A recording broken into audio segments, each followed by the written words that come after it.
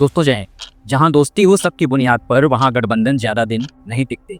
BRICS यानी कि Brazil, रूस, इंडिया, चीन और साउथ अफ्रीका। कभी इसे पश्चिमी वर्चस्व को टक्कर देने वाला संगठन माना गया था, लेकिन अब सवाल ये उठ रहा है कि क्या भारत इस ग्रुप में अकेला पड़ता जा रहा है? क्या चीन, रूस और अब ईरान मिलकर एक ऐसा ब्लॉक बना रहे हैं जिसमें भारत को साइडलाइन किया जा रहा है? तो नमस्कार दोस्तों, आप देख रहे हैं एनटीवी जस्टिस और जहां हम बात करते हैं अंतर्राष्ट्रीय रिश्तों की, लेकिन असली नजरिए से।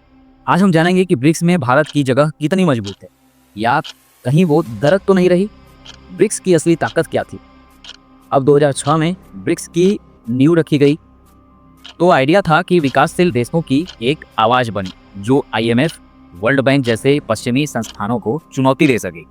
भारत, चीन और रूस तीनों बड़ी शक्ति थे, लेकिन उनकी सोच, उनकी राजनीति और उनके स्ट्रेटेजिक जो स्टैंड थे वो शुरू से ही अलग थे।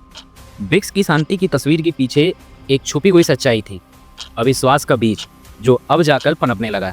चीन की बढ़ती हेकड़ी और भारत की चिंता। चीन आज ब्रिक्स को अपने फायदे के लिए इस्तेमाल कर रहा है, चाहे वो न्यू डेवलपमेंट बैंक में दबदबा हो या ब्रिक्स करेंसी की योजना हो। हर योजना में चीन लीड रोल में जाना चाह रहा है। भारत को ये बात खटकती है। चीन पाकिस्तान को लगातार सपोर्ट कर रहा है, सीमा विवाद अब तक सुलझा ही नहीं, और ब्रिक्स मंच पर भी चीन भारत की बातों को प्राथमिकता नहीं देता। अब यही कारण है कि भारत अब ब्रिक्स में खुद को अकेला महसूस कर रहा है। थर्ड है कि रूस अब भारत से ज़्यादा चीन के करीब क्यों है? ये सवाल सोचने वाली है। यूक्रेन युद्ध के बाद रूस की पूरी इकोनॉमी और सैन्य सप्लाई लाइन अब चीन पर निर्भर हो चुकी है। पहले रूस भारत का स्ट्रेटेजिक पार्टनर था, लेकिन अब वो ज़्यादा झुक गया है चीन की तरफ। हाल ही में कई मंचों पर रूस ने भारत की बजाय चीन के पक्ष में बयान दिए, और इससे साफ हो गया कि भारत और रूस के रिश्ते में वो पुराना भरोसा नहीं दिख रहा। ईरान की एंट्री जब भी होगी, भारत की परेशानियां जरूर बढ़ेंगी। अब 2024 में ब्रिक्स में कई नए सदस्य आए, ईरान, सऊदी अरब, यूएई वगैरह वगैरह। लेकिन ईरान की एंट्री से भारत थोड़ा असहज है। क्यों? क्योंकि ईरान और पाकिस्तान के जो ताल्लुकात हैं भारत के हितों के खिलाफ जा सकते हैं।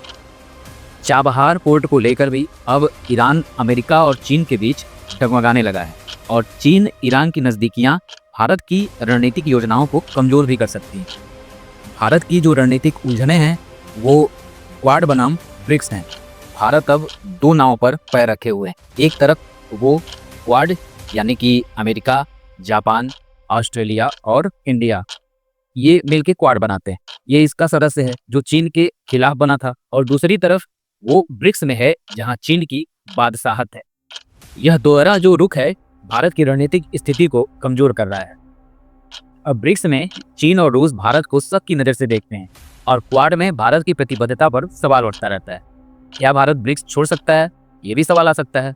फिलहाल तो नहीं, ऐसा नहीं दिख रहा है, लेकिन भारत अब ब्रिक्स को गंभीरता से नहीं ले रहा। वो सिर्फ आर्थिक सहयोग और मल्टीपोलर वर्ल्ड की बात करता है, लेकिन रणनीतिक रूप से दूरी बनाए हुए है। हाल ही में भारत ने ब्रिक्स में एक ऐसी मुद्रा को लागू करने से मना किया जिसमें चीन का वर्चस्व हो जाता। यानी भारत अब ना तो छुपना चाहता है और ना ही छोड़ना चाहता है। वो ब्रिक्स को एक प्लेटफॉर्म की तरह इस्तेमाल कर रहा है, लेकिन दिल से जुड़ा नहीं है। तो दोस्तों, सवाल ये नहीं कि भारत ब्रिक्स में रहेगा या नहीं रहेगा, सवाल ये है कि क्या ब्रिक्स वही रहेगा जो पहले था? क्योंकि अगर ये संगठन सिर्फ रूस, चीन, ईरान का जियोपॉलिटिकल क्लब बनता जा रहा है, तो भारत जैसे लोकतांत्रिक देश के लिए उसमें कोई बड़ी भूमिका नहीं बचती है। भारत को अब तय करना होगा कि क्या वो एक स्वतंत्र शक्ति बनना चाहता है या किसी दूसरे के बनाए खेमे में खुद को समेटना चाहता है। वीडियो पसंद आए तो लाइक करें, अपने विचार को कमेंट में जरूर बताएं, और एनटीवी जस्टिस को सब्सक्राइब कर दें, जहां हम सिर्फ खबर नहीं उनकी असलियत बताते हैं। मिलते हैं अपने अगले वीडियो में, तब तक के लिए जय हिंद।